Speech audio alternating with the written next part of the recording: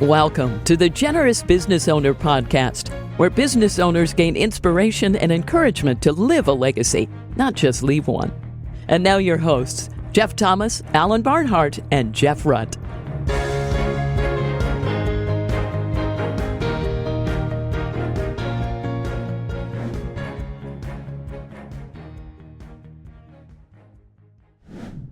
Welcome, everybody, to this week's Generous Business Owner Podcast. My name is Jeff Thomas, and we've got Jeff Rutt with us, as usual. Say hello to the people, Jeff. Hello to the people. And we have a very special guest. If you're on YouTube, you can see this person might be slightly younger than our average guest. So this is exciting to have a little younger perspective today. Isaiah Fritz, welcome to the program. Yes, thank you so much, Jeff. And I'm super excited to be here. I was saying earlier that I've been on a few podcasts, but this one was the one I was definitely looking forward to the most. And I'm definitely looking forward to talking to you guys today. Yeah. Well, Isaiah is before you get started, Jeff, I just, do just a quick intro. He's the founder of KGF and JubileeHomes.com. I just want to get that in before we started, and nobody knows what that means yet, but we'll probably know by the end of this time together. So Jeff, why don't you get us started? Yeah. So Isaiah, tell us what it was like growing up in the Fritz household and, formative years, entrepreneurial bent. Where did that come from? Spiritual formation. Just describe a little bit what that was like. And then, we always like to ask, what are some fun stories through junior high that you things that you were involved in? Awesome. So right now I'm 24, so junior high wasn't that long ago. But anyway, so I should have a decent memory. But anyway, I would say, I started, just a little context. I have two businesses. I started off with e-commerce, and I grew that into a 40-person business here in Southern Indiana, and we help people and brands sell their products on Amazon. And then 3 years ago, I got into the building trade and started building houses with my grandfather, and that's become very successful, building affordable small houses. But leading up to that, I'm super thankful, as most of us should be, for just my parents. But my parents were really good Christian examples. My dad, he always worked in Christian nonprofit, and my mom was a stay-at-home mom that homeschooled us. And so I'm the oldest of 9, and there's 8 boys and 1 little girl at the end. So I kept on trying and finally got one. That's right. That's what happened. That's great. And so I've changed a lot of diapers and got to help my mom a lot, which has been great. And my mom had this side business where she would sell stuff on eBay. And we would go to yard sales, right, and buy stuff and then flip it on eBay. And I got the bug pretty early on that I really enjoyed, flipping. What's early mean? Like, what age are you talking about, Isaiah? I think when I was 11 was when I first started. That's early. That's definitely early. Yeah. And I started selling on eBay when I was 11. Started selling on Amazon when I was 15, and I think. It was just something I enjoyed doing. But God got a hold of my life with youth camp as an early teenager, and I just really gave my heart to the Lord, and I wanted to give my life in ministry or whatever God wanted me to do. And so that's what I thought I was going to do, is just work in nonprofit like my dad did. But I ended up, having this knack for selling stuff, and the Lord seemed to draw me to the business ministry, and so it's been really, really rewarding, really wonderful. I know you mentioned earlier, Jeff, about a story around that, junior high era. And when I was getting started in business, I saw there were some metal detectors that I was selling online, and but I wasn't like an official dealer at that point. And I seen that they were coming out with this like new metal detector. It was all exciting. And I was like, man, I bet I could sell pre-orders of this thing. So I went and I called them. I said, can I be like an official dealer? And they're like, well, you're going to need to buy 3 metal detectors to do that. So, they're like $200 a piece. So I had to, for the cheapest one. So I had to get my grandpa to buy one. I had enough money to buy one, and my parents bought the third one. And now I was official, distributor with my $600 investment. So that was my original seed capital there, and I ended up flipping those quick. But what it allowed me to do is become a dealer. So I started selling pre-orders on eBay and I created my own website for these metal detectors, and I ended up getting like $20,000 in my mom's PayPal account, and she told me to stop at that point. She's like, "What are you doing with all this money in the account, and you don't have product to fulfill it?" And I said, "Hey, it's no problem. I'll get it."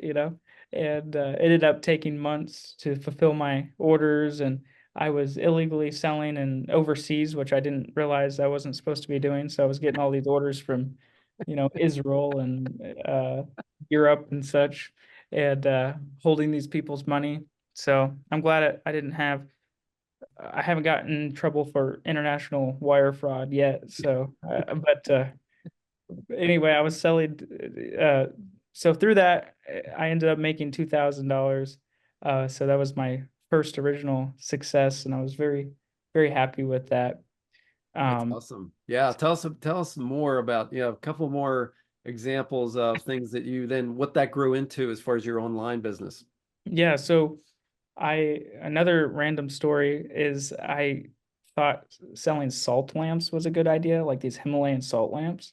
Yeah. And so I went on Alibaba and I was like trying to negotiate a deal, and I bought pallets of these things, and I had to send a wire to Pakistan. So I went to my parents' Chase Bank account and sent a wire to Pakistan for whatever it was, $7,000.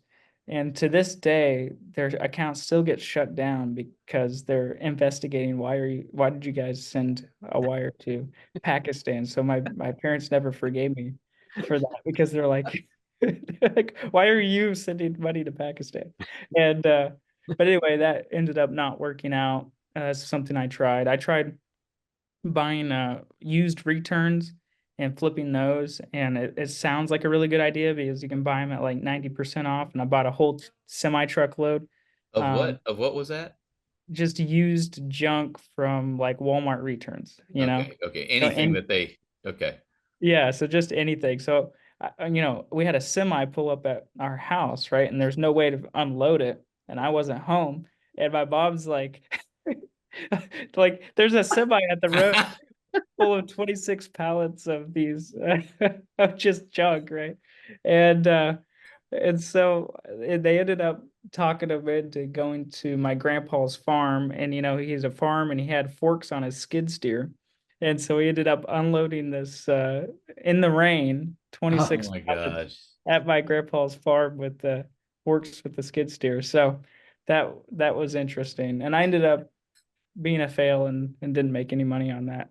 But that was quite the adventure. So So my what parents had did to you build a make? lot. Yeah, what did you make money on? Because you had some pretty successful online Yeah, ventures after that. So what age were you when the tractor trailer pulled up in front of your parents' house with those I think I those was pallets? I think I was 15 or 16, Oh, 15, I think. you were 16. like mid-career by then. Yeah. Yeah, yeah, Okay. yeah. So Okay. Yeah. so that's what all those pallets happened. Um, I think really what was really successful for what I learned for me at the beginning was just going to stores and buying new products on clearance. And so I would travel to all the Walmarts and the bookstores and the bargain Ollie's bargains marts or whatever, and buying that. And I think one day at a bargain shop, I spent like 30 grand and flipped that to 60. And, so that, Wow. So what kind of material, what kind of product was that? just anything Give us a couple examples of like I what, think cat food was something.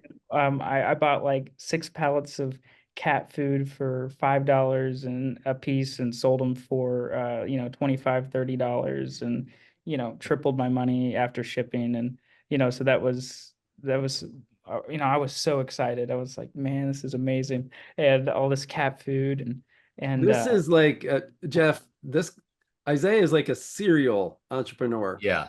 Like this is serious. Yeah. Yeah. What else? Yeah, what else did, and we're gonna move on to we're gonna get way in your career into your 20s. But Yeah. just one more example in your teens. Oh my. Well, so this was quite in my teens, but it was a little, this was the best flip was during the COVID. They did everybody had yeast they were buying. Yeah. I don't know why.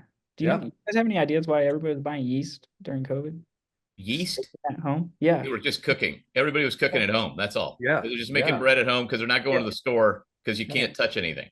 Right. Exactly. Yeah, it was crazy. So I ended up trying to call all the yeast companies I could and just buying pallets of this stuff. And I was buying it at $2 a pound and selling it for $20 a pound. And after shipping fees, I was clearing $10 profit per unit and tens of thousands of units. So I made hundreds of thousands of dollars in a 3-day period. And that was about all the yeast I could find. Yep. And so that the yeast was rising along with the, yes. the dough was rising. Exactly. That's pretty funny. But yeah, so that was really awesome. So the yeast money really, really got me started to actually a company, because I had some capital that I could start. I prayed and I said, Lord, do you want me to really make this into a real company or just continue just flipping stuff like this? And I felt that the Lord wanted me to do that. And I only wanted to do that to build a company because I had paid off my house. I built my own house. So that's, a little bit of a precursor to the building company is my dad is a really good carpenter, and my grandpa, they all built their own houses. So I got, really good family that were in the trades. And so, I built my own house for like $120,000 and it appraised for like 300,000. So I had equity in my house, which was awesome.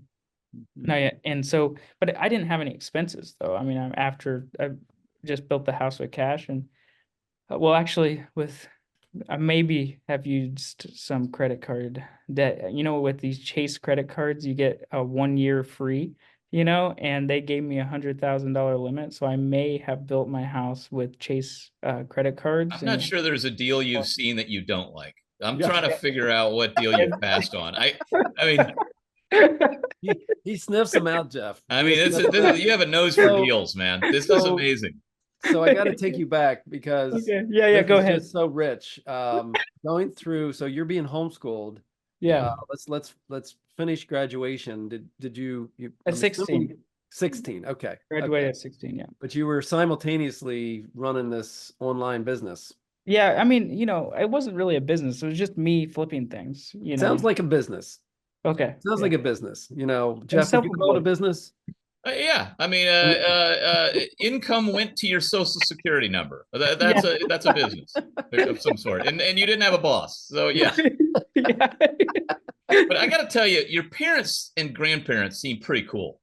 They are amazing. I mean, they're amazing. Most people, if a semi shows up to the front door and you say, they don't say send it home, they say go to grandpa. Yeah. No wonder a grandpa. I have a feeling grandpa is coming into the picture with the home building business or down the road. Yeah, exactly. But okay, but Jeff was asking about the education. Like, okay, so you're homeschooled, you graduate from high school equivalent or whatever, right? At 16. Right, you don't go off to college, right? Or did you, or take online, or was this just school of hard knocks and I'm just going to start this business? What was that like? Well, my mom had this thing where she wanted me to start taking some college classes and Right. things. So I thought it was a complete waste of time. So I have some college credits so I don't know if you would consider me a dropout because I never officially was enrolled in college, but I did have some credits. It's But hard to be a dropout if you're never enrolled. yeah, I would say that's true. yeah. Okay, so now, okay, but you make the money, you build the house, you still got some money left, and now you're going to start a business, even though you're kind of tinkering around. What was the business? Well, just flipping things, just buying stuff and then selling. But um, you know, so there's a really pivotal moment. Yeah. I had uh, you know, Amazon had shut down my account right before COVID. So they had shut it down for 8 months. They held $40,000 from me. And the reason they had shut down the account was because they said I had 3 customers out of 14,000 customers in a year complained that the products were inauthentic, right? And so I was like, no, they're not. They're real. Here is the bargain center receipt, and Right. Amazon didn't like that. So they were like, we need invoices from the manufacturer or the distributor. So I tried and tried to get it, didn't make it happen. And they said, okay, you had $40,000 that we owed you, but we're just going to keep it forever. Have a nice day. Goodbye. And so, for me, who might have been in a little bit of a credit card debt at that time, with my house I just built, I was, pretty much scrambling I had to get that money back. Yeah. So I was going full-time eBay, because Amazon shut me down. Right. But anyway, I ended up on LinkedIn after 8 months of trying all kinds of things. I ended up getting hold of Jeff Bezos's technical advisor at that time, and his name was Jeff too. I don't know where all these Jeffs are coming from. But anyway, he ended up within 2 days, got my account back and gave me a personal apology from the Seattle headquarters for what they had done to me. So really I nice. want to unpack this a little bit because Yeah. Isaiah, I see so many times today people stop at that first no, yeah. the second no, or the third no. No is a yes on it, or on its way to a yes, or what is the exactly. Christmas? Yes, Yeah. one more no. Yes, exactly. Yeah. So where do you think that came from? What kind of gave you that drive or that instinct to continue you got to Jeff Bezos's, what was his Technical support? advisor. I don't know what that means. Technical advisor. Yeah. Yeah. It sounds like you got to the right person. I got the right guy eventually. Yeah, I yeah. through a lot. But tell us about that journey. Tell us about the mindset that you were going through because that was a pretty serious, being not only your account being shut down, but they were holding your cash. Correct. Yeah, which is huge. So you can't make any more money, and the money you made, you can't have it. So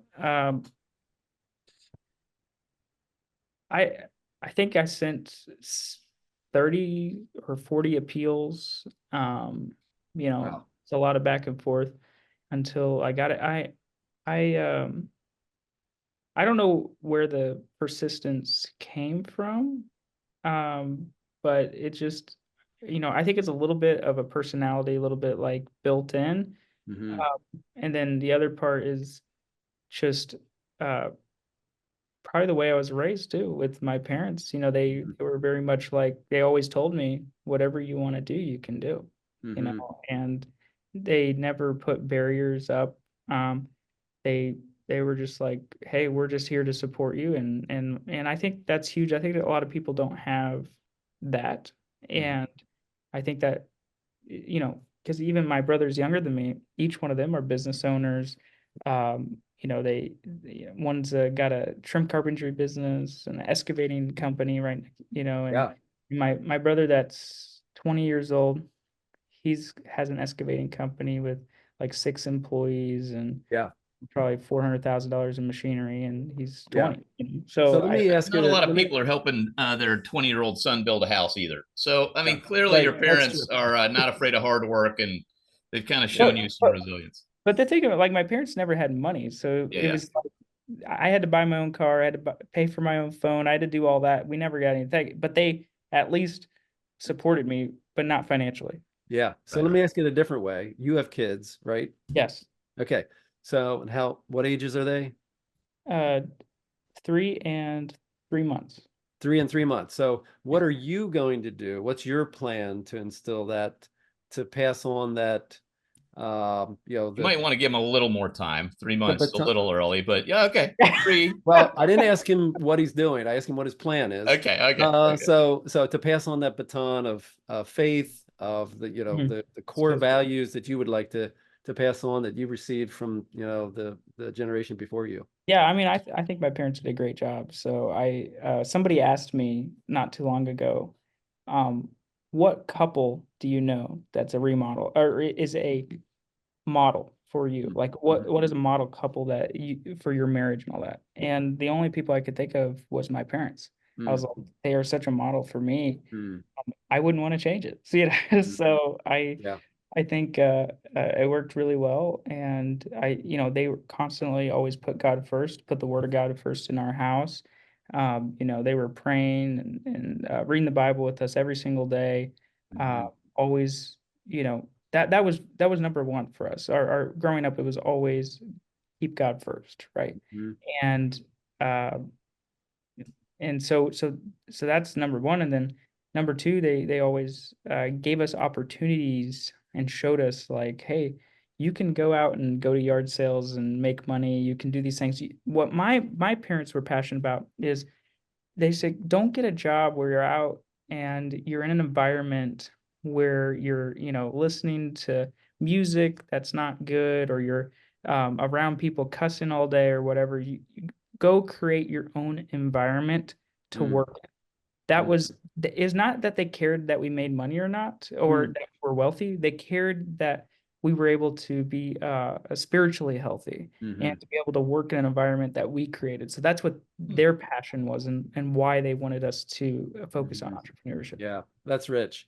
Good. Yeah. Well, that's a good word. So before we move into the home building, you got to tell one more story about, I think there's a toilet paper story somewhere. Oh man, yeah, that was during COVID as That well. sounds like a COVID story. Yeah. Yeah. I don't know if I'm gonna get a bunch of hate for this one, but Yeah.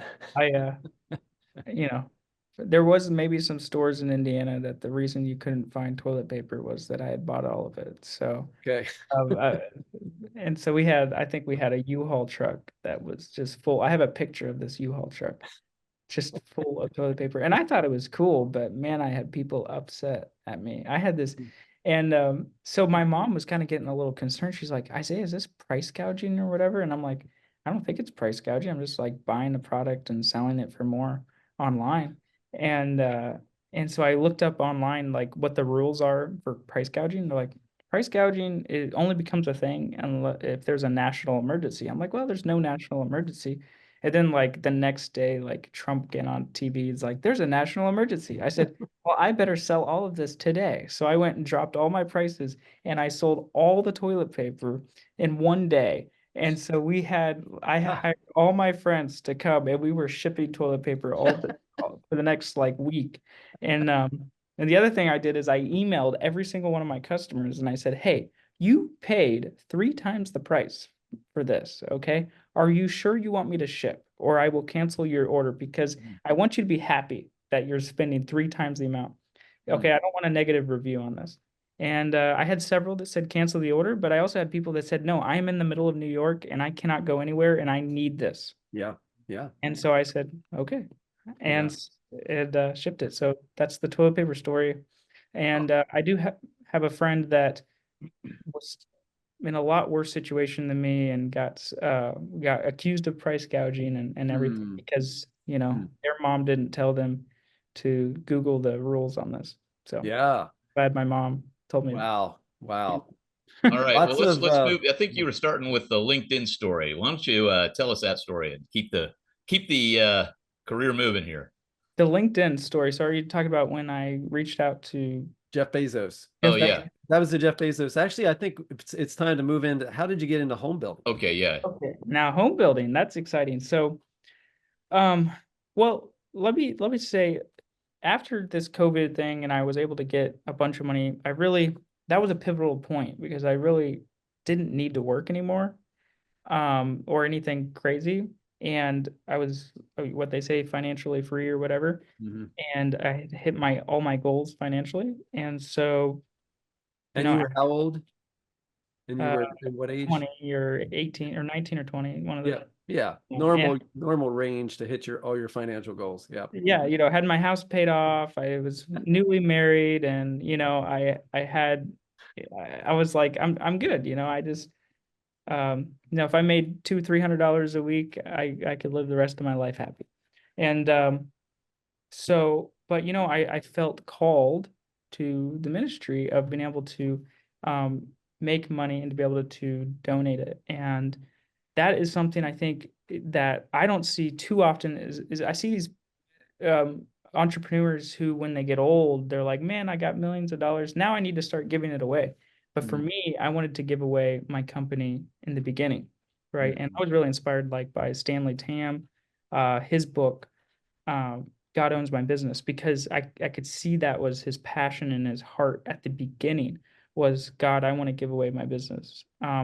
And so that was my goal. I said, and I told so I had enough money where I could start hiring more corporate people, more people that were mature and knew what they were talking about, because my plan was to build an actual company where we worked directly with the brands and became, their Amazon for the brand. Like, we managed their Amazon for the brand, but I knew I needed you know, some professional people, but I wasn't trained or anything. So I remember Googling, like, what is the roles in a company normally? And, like, I was reading, like, okay, there's something called a CEO and a CFO. And, like, I was trying to read these definitions I'm like, who should I hire?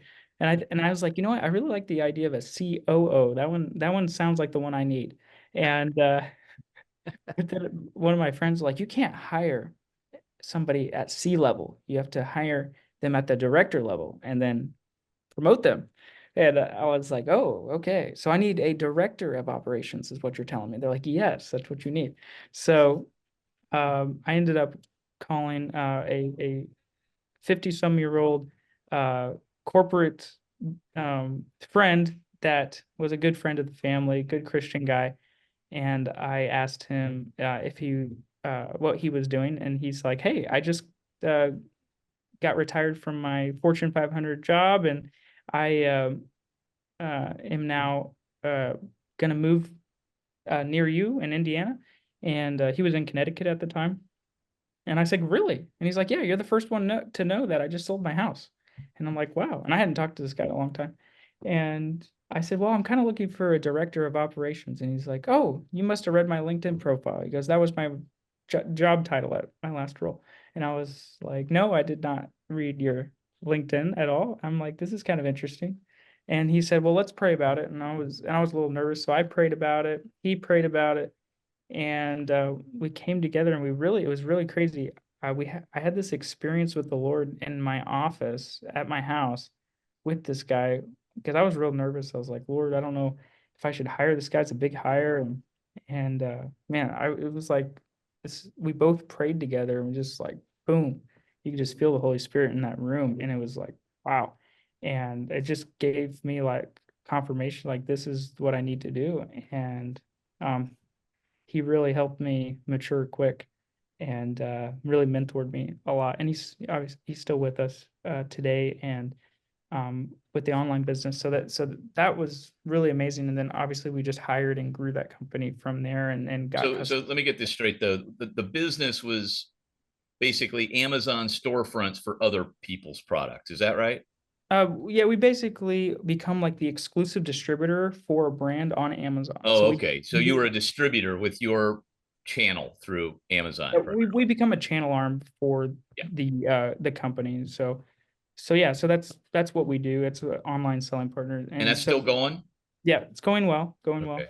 And then as far as the home building business is that in 2021, my grandpa was he had this, when I say farm, it's not really a farm. It was just some woods, 100 acres of woods and a house, and we called it his farm. And but he didn't farm anything. But anyway, he was always in the flooring subcontractor, so he was on the floor all the time. His knees were getting huge and swollen up, and I was like, man, you got to get off the floor. And so I said, how about we build some houses? I said, then it'll get you off the floor. We can build some houses. I know you enjoy building houses. You're good at it.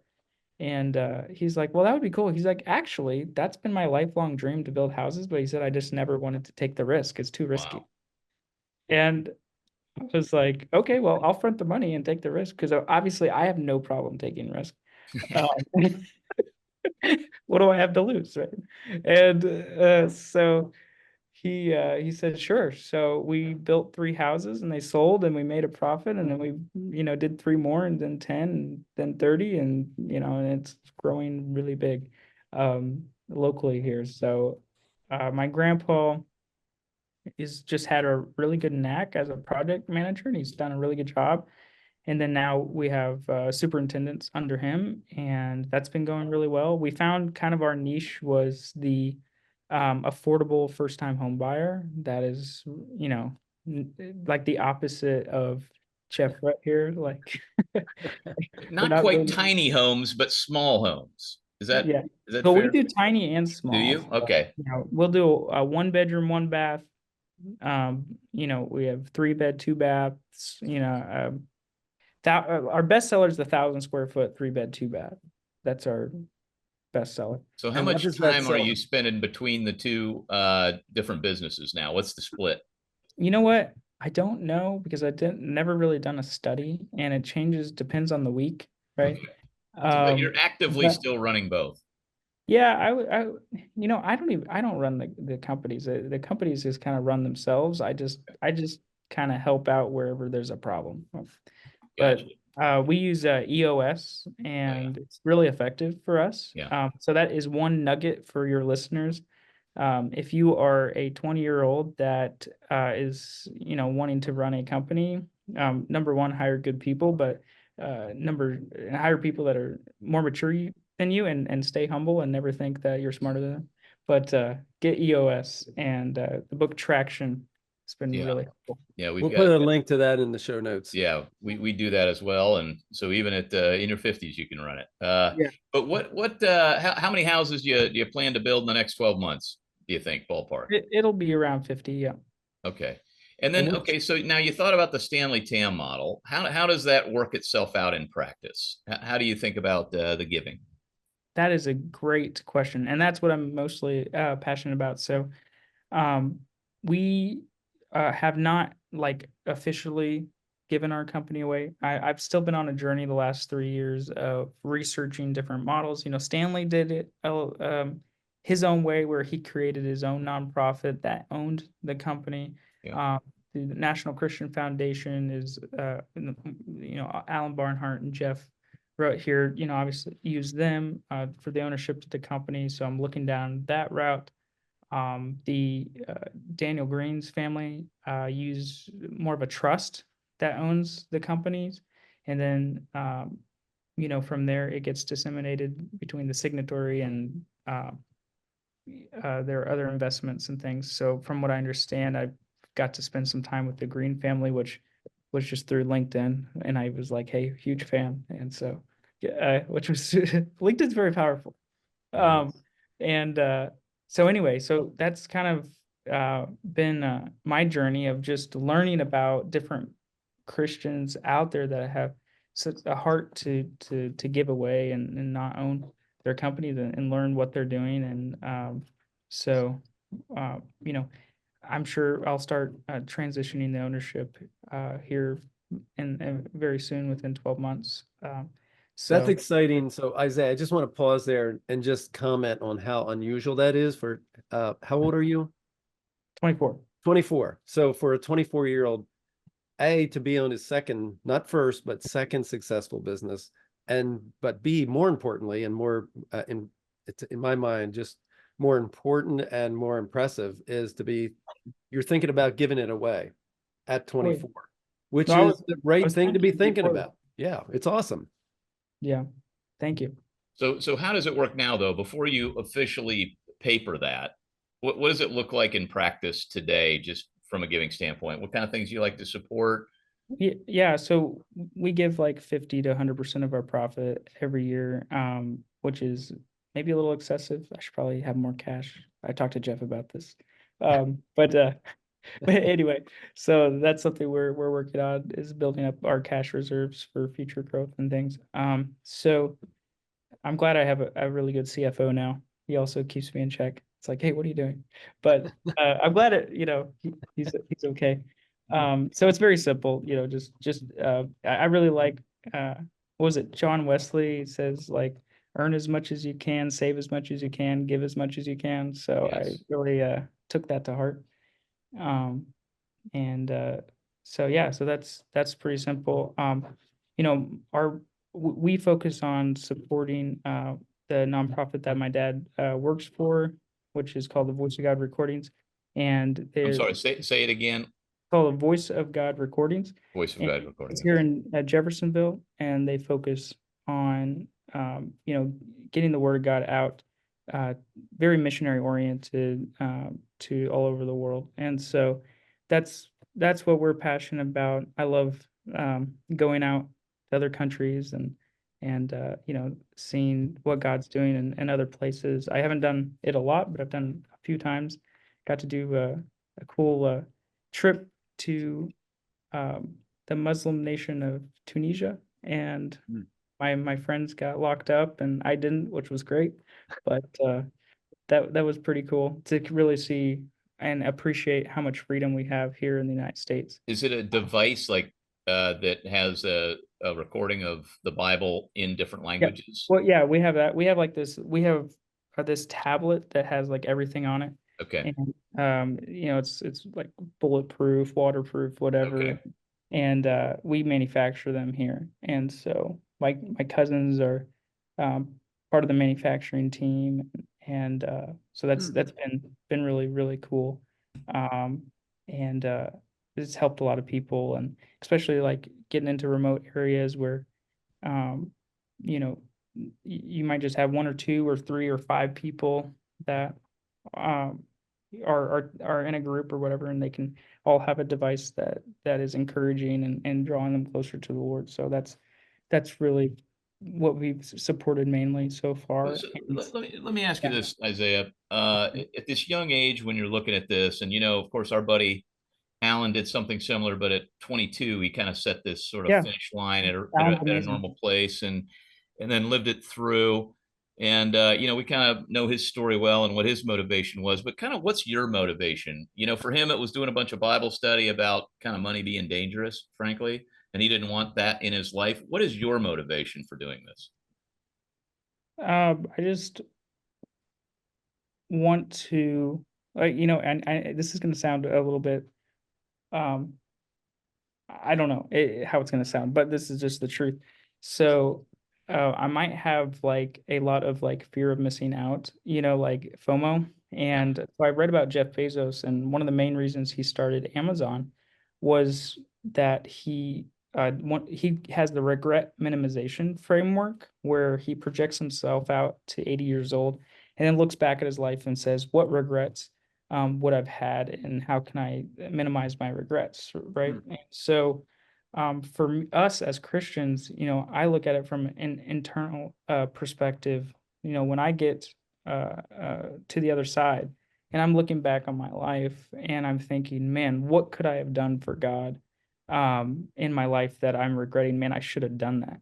And if I would have just took the easy path, just sat at home, financially free, me and my wife, just going to the Bahamas every week, I feel like I would not have been as effective. And I know when I get to the other side, I will look back and say, man, I could have used my time for God. So my motivation is, I want to, number one, be in God's perfect will. I want to be a prisoner for Him, like Paul, and say, God, whatever you want me to do. And so that's my number one motivation, is to be in God's perfect will. And so that, when I get to the other side, I can say, like, I have the minimum amount of regrets in my life, and say that I did my best to serve God at the best of my ability, and also be able to help as many other people along his life journey. what I've described today is that I've been given so much, and to much is given is much required, and that's something that I want to be able to give back. I don't deserve everything that I've been given, and I realize how thankful and how special. Um, you know, I'm very, very thankful for God and what he's given me, and I'm his, and I want to do my best to serve him. So that's my motive. It's a I know 70-year-olds that are kind of fearful of writing their own epitaph, and you're already thinking of kind of your epitaph when you're 24 years old, and kind of living it backwards and thinking hard about what that legacy looks like, and an eternal worldview there. So I mean, that's just really special, man. And God gave you these amazing skills, these entrepreneurial skills, and it's going to be fun to watch what God does with you over your career and your life. And but we've got a lot of older people on here, and as we kind of wrap up, the question we always ask at the end, as you know, Isaiah, is just a practical tip. Usually I say for somebody behind you on the journey. Maybe we're doing it for somebody ahead of you on the journey. I think the avatar I always have in my head for this thing is the 40-year-old who's enjoying some success. We're talking a 24-year-old who's enjoying some success, but I think it's so cool the way you're thinking and planning for the future. But so maybe for a peer, somebody else who's kind of like you, that's an entrepreneur, just clearly there's going to be all kinds of things. I'll be shocked if there's not 8 more businesses that happen in some way, shape, or form. Some good, some bad. That's just that's the path. And but what's just a practical tip that you might leave a fellow entrepreneur that's on this journey with you? I mean, I got so many that I've learned. I should probably write them all down. But I know we talked earlier about the EOS and things is really, but something that is more on the spiritual and character side is the humility. Is I've found one of my biggest trials was pride, right? And so it's something that God really worked on my life and is continuing to work on my life, is pride and keeping me low. And so when I think about success and measuring, if it's amounts of money and things, it's like I don't want that to get to my head. And that's a fear I have. Like I don't want to start enjoying popularity or money or anything like that. And what I've learned from learning from the most successful people like Jeff Rutt here is they're usually very, very humble people. And and Daniel Green, when I met him, I shook his hand and I said, one day I want to be like you. And him, billionaire, Hobby Lobby, everything. He says, no, you don't. He says, you want to be like Jesus. And I just thought it was such the right thing to say. And but it's people don't realize that humility is the key to business. And you're never going to get anywhere if you think you know anything or anything like that. You have to listen all the time to the people around you. You have to continue to learn and never think you're anything, and always remember you're 6 foot of dirt, and you're nothing without God. So man, focus on the humility and listening to those around you, and be like Jesus, not like any like any human hero. That's amazing. Go ahead, Jeff. Hungry, humble, smart. There you go. Yeah. There you go. Well, listen, Isaiah, thanks so much for being with us this week. It was really an amazing story at a young age. So I know it'll be an inspiration to many. Thanks, Isaiah. Yeah. Thank you, Isaiah. Jeff, we have so many possible titles here. I think regret minimization is definitely going to be one of them, but so many others. And Isaiah, so humble, hungry, smart at 24, and just love your mindset, your spiritual aptitude and attitude and connectivity to what God put you on this planet for. So thank you for being a guest on the Generous Business Owners Podcast. And thanks everybody for joining us, and we'll share it with a friend, perhaps a young entrepreneur friend, and subscribe, and we'll see you next week. Thanks everybody. Thanks Isaiah. Thanks Jeff. Thank you. Bye now. Thanks for listening to the Generous Business Owner Podcast with Jeff Thomas, Alan Barnhart, and Jeff Rutt. Make sure to follow the podcast so you don't miss an episode. You can find the guest contact information in the show notes. Stay tuned for the next episode.